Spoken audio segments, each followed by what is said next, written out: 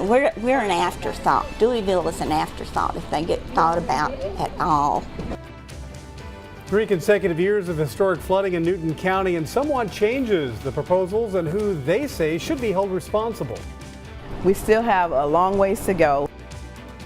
The city of Port Arthur deciding who needs to elevate their homes and who doesn't. Tonight, the special assessment it's giving to certain homes and whether anyone has been mandated to do that. And the $1,000 complaint made by the suspect who led Jefferson County deputies in a high-speed chase. You won't believe it. Welcome in. We begin tonight with breaking news. The National Weather Service in Lake Charles determining a tornado touched down in Tyler County. No injuries reported at this time. Chief Meteorologist Greg Bostwick is with us now. You've been keeping a very close eye on this band of storms. Yeah. Are we getting now what Houston had earlier today? Exactly, and actually what last night hit West Texas. Remember all the storms had the fatalities from the storm chasers? The whole system's moved into East Texas now. And some of the worst weather actually in the entire country. Breaking news right now, police are saying it does not appear a reported 6th explosion is related to the Austin package bomb explosions. So far, 2 have been killed and multiple others injured. The 6th explosion was reported around 7 this evening. Police responded to that explosion at a Goodwill located in South Austin. At this time, police say it was not a package bomb that went off, but an incendiary device. That means a device designed to cause a fire.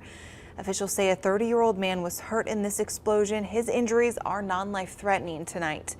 So this marks the 6th explosion in the Austin area so far this month, including one today at a FedEx facility near San Antonio, about 60 miles from Austin. Our top story tonight, Beaumont police are vowing to work around the clock to find the attackers who took part in shooting and killing a 19-year-old pregnant woman. Investigators say Kara Teal and her mother were returning home from Galveston for a doctor's visit when 3 men attacked them in the parking lot. It happened at the Sienna apartment homes at about 2 this morning. When police arrived, Teal, who was 7 months pregnant, was found with gunshot wounds and taken to Christus St. Elizabeth Hospital, where the baby was born but later died along with Teal.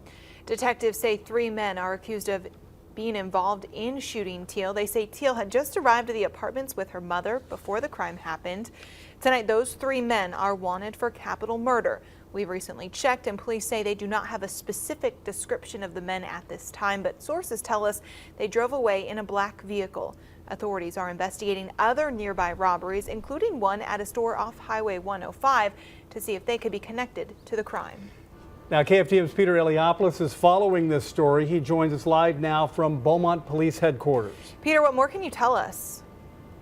Tonight, you can call them champions. The Houston Astros finally earning a place in history. Right, beating the LA Dodgers 5-1 last night to win the team's first ever World Series championship. Much like the Astros offense last night, the city of Houston and much of southeast Texas on fire into the early morning celebrating.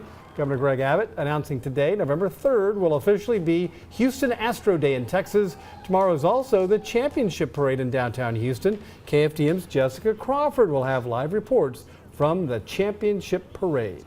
This Harvey Update is brought to you by Beaumont Emergency Center. No matter what happens, we're always open.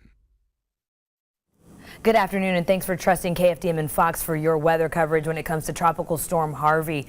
We want to take you outside. We've been telling you don't go. We make sure our reporters are in safe position to do so. So we're going to check in now with our Elaine Kong, who is right outside St. Elizabeth Hospital. Elaine, you doing okay out there?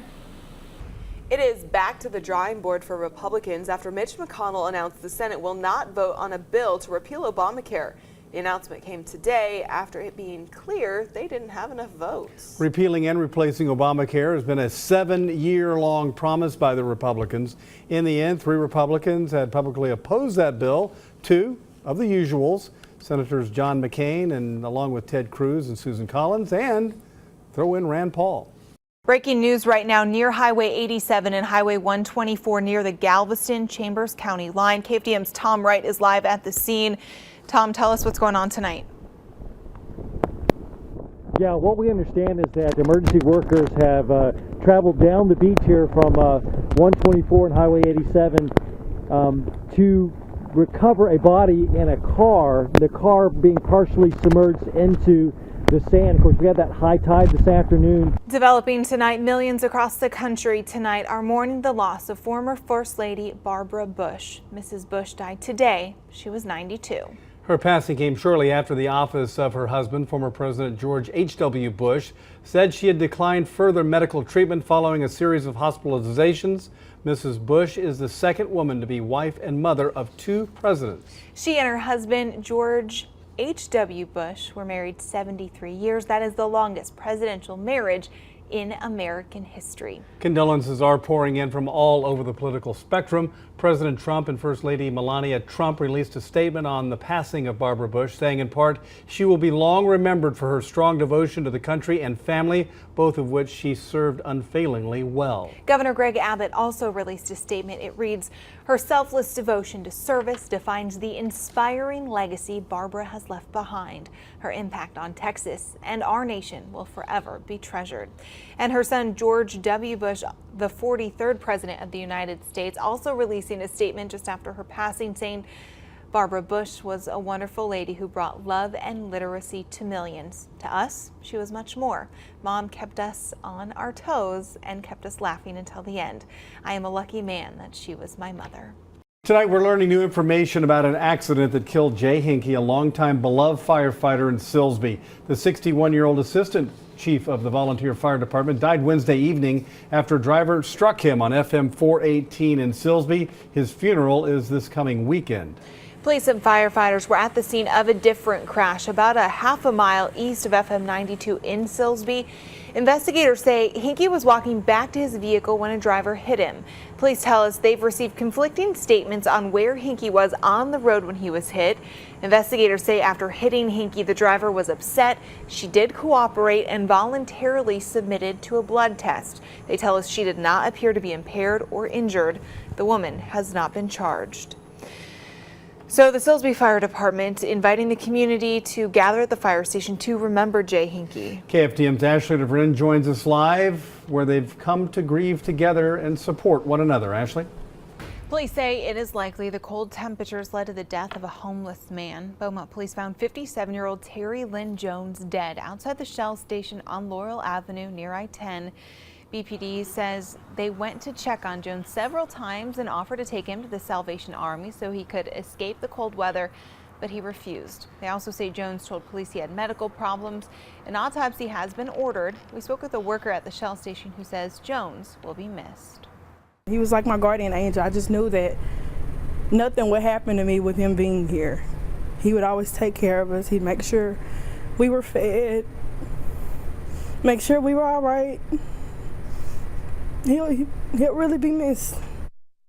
Meantime, the Port Arthur city manager firing back tonight at residents who say city employees lied to them about the storm drains in their neighborhoods. They say city employees didn't clean out the drains and it led to flooding during the minor storms following Harvey. KFDM's Peter Eliopoulos joins us now. And Peter, this situation has just gone unresolved, hasn't it? Yeah, it has for quite some time, Greg and Tiffany. Residents and council members say the city didn't enforce rules that a construction company was breaking. Happening now, everyone has been allowed back into Hollywood theaters at Parkdale Mall in Beaumont after being evacuated because of a small fire. Leaves were found burning outside the theater, but witnesses say the smoke began making its way in the building. Everyone was evacuated, but again, firefighters have cleared the scene and the theater is open. The show must go on. We begin tonight with the grand jury indictment of Jefferson County Sheriff Zena Stevens. Tonight, the Jefferson County Sheriff's Office issued a statement saying it will continue to operate as usual despite a Chambers County grand jury indicting the sheriff. Jefferson County's top law enforcement officer is accused of accepting an illegal campaign contribution, and she's not alone. Her 2 rivals in the 2016 sheriff's race are also under indictment tonight. KFDM's Angel San Juan joins us live from the Jefferson County Sheriff's Office in downtown Beaumont. Angel, has the sheriff made any statements yet? Well, let's go inside our Howell Furniture Green Room. Our snow day coverage continues. Up next, KFDM web guru Brandon Scott joins us. He'll share a few pictures and videos you sent us. Stick around to see if your photos made the cut.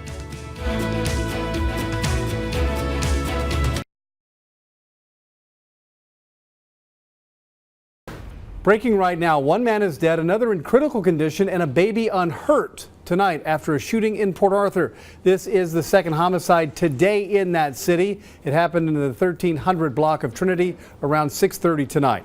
KFDM's Peter Eliopoulos joins us live from the scene. Peter, what more can you tell us about tonight?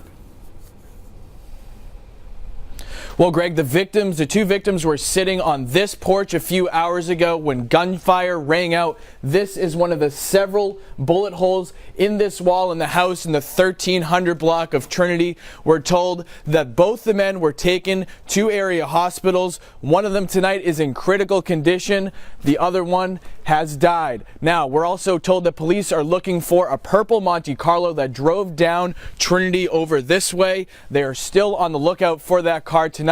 And we are also told that there was a baby, a 2-year-old baby inside this house. That baby is okay tonight. Take a look at some video that we shot earlier of the active scene out here in the 1300 block of Trinity. Police were out here for about 3 hours investigating. You can see again the window that was shot out and some of the bullet holes in the wall. We're told that a 25-year-old man was shot in the head and the chest. He was brought to the Medical Center of Southeast Texas where Judge Brad Burnett pronounced him dead. The other victim, we're told, is in critical condition right now at Christus Hospital, St. Elizabeth. Again, this is the second homicide in Port Arthur today.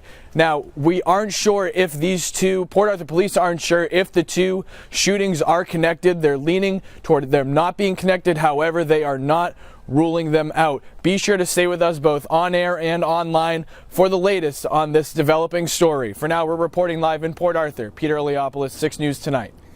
Thank you, Peter. Tonight, the first shooting in Port Arthur is drawing the attention of detectives. Here's what we've learned since it happened around 11:30 this morning. Officers say a gunman in a car fired at another driver near 39th and Memorial. That driver lost control and crashed into 4 other vehicles. He died at a hospital. No one else was seriously hurt, and investigators are searching for the gunman. They have not made an arrest. You're making plans, you're going to do this, you're going to go do that, you're planning for the weekend, whatnot, and look at me. Everything just changed in a fractions of seconds. The White House laid out plans for an immigration deal that would include an eventual path to citizenship for nearly 2 million so-called dreamers. The proposal also indicates what President Trump wants in return. The White House framework for an immigration deal includes a path to citizenship for 1.8 million immigrants brought to the U.S. illegally as children. President Trump first told reporters about his plan Wednesday evening. It's going to happen at some point in the future, over a period of 10 to 12 years. In exchange, the White House wants $30 billion in border security funding, $25 billion of that for the wall. The framework would scale back the visa lottery system and limit legal immigration through close family ties. Democrats bristled at parts of the proposal. I'm willing to be reasonable and flexible and provide for much enhanced border security and other steps, but there are limits. Part of the problem leading into the contentious government shutdown, lawmakers on both sides of the aisle said they didn't know the president's position on DACA and they couldn't make a deal in the dark. Senators now working on their own immigration deal are doing it the old-fashioned way, together. This is the one safe place we can all go to, Susan Collins' office. Senators at these bipartisan meetings say they're encouraged. The president's comments that we had coming out of the White House, very encouraging for everybody, and everybody's excited, so I got to get back in. I think right now it gives us a better sense of where he's at today, and that's positive. It's the first step. Lawmakers say they're aiming for a deal that includes DACA and border security that will attract 70 votes in the Senate and win the president's support. Weijia Zhang, CBS News, the White House. An investigation is underway after an FBI agent accidentally shot and killed a kidnapping victim. It happened today in Houston. Police say 2 men broke into the victim's home, took he and his son hostage while they searched for valuables. When the suspects left, they took the man with them but left his son behind. The boy was able to escape and call for help. Police were able to locate the home where the victim was taken. FBI agents went into the home. That's when police say the victim was shot. He later died at the hospital. An agent who fired the fatal gunshot is on administrative leave pending the outcome of the investigation. Even though it's good work on behalf of Conroe Police Department, it's still a tragedy. The victim was killed in the exchange, and so that investigation is something that the U.S. Attorney's Office and HPD will conduct separate. It is cooling down tonight, but maybe not too terribly low. Greg Bostrick joins us now with our forecast. Greg? In fact, actually, Greg, I think we're about at our lowest point will be tonight as we have clouds coming in, so temperatures are kind of holding here in the 40s. 44 degrees at Woodville Middle School, a lot warmer than yesterday evening. Had 29 degrees this morning, pretty cold, so clouds are making a difference tonight. Also, those clouds are spelling a chance of rain moving in. Disturbance coming across the Central Plains associated with a Pacific cool front will be rain Saturday. Best chance of rain Saturday morning. What does Sunday look like? I think you'll like that answer in just a few minutes. Tonight, students at LCM remembering 14-year-old Gracie Griffin, who died this past weekend in a car crash in Vidor. KFDM's Elaine Kong joins us now in the studio. Elaine, you were at that vigil tonight? That's right, Greg. I was. Dozens of students, teachers, and community members band together showing Southeast Texas the love and support Gracie Griffin has in her life. Amazing Grace. A song that's so fitting the sound for Gracie Griffin. Saved a wretch. Students at Little Cypress Mauriceville remembering one of their own. Once was lost. Oh, I forever keep her in my heart, you know. Griffin, a 14-year-old, died this past weekend in a car accident in Vidor. I just wish that she just died in peace, you know what I'm saying? Patra Perry, a LCM student and a friend of Griffin's, is one of the dozens who attended a candlelight vigil remembering the kind-hearted girl who died too soon. It's kind of hard to not cry about now, but I'm just trying to stay strong, so. Many remembering her as the girl who was a bundle of joy. After students heard the news early this week, many got together creating a mural in the school hallway. My name was right here, Patrick Perry. RP. Showing anyone who walks these halls, even those who didn't know her, that she was loved. This right here represents love. The candlelight vigil was put on by the students at LCM. Many of them that knew her attended, but so many others who didn't know Griffin showed community support in a time of need. Greg, back to you.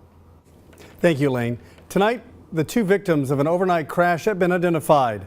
The Texas Department of Public Safety say 38-year-old Thad Douglas and 35-year-old Jamie Brown were in a crash. They were heading west on Interstate 10. Brown's Facebook page says she was an 8th grade teacher at Vincent Middle School in Beaumont. State troopers say the Volkswagen left the road and rolled over, both victims dying at the scene. This tragic incident, of course, will touch many because it's one of our educators, and so we definitely do everything that we can to make sure that our students and our teachers are taken care of. The arrest of an escapee from Beaumont's federal prison uncovers a strange pattern by some prisoners. And Greg will give us the full forecast coming up in just a few minutes.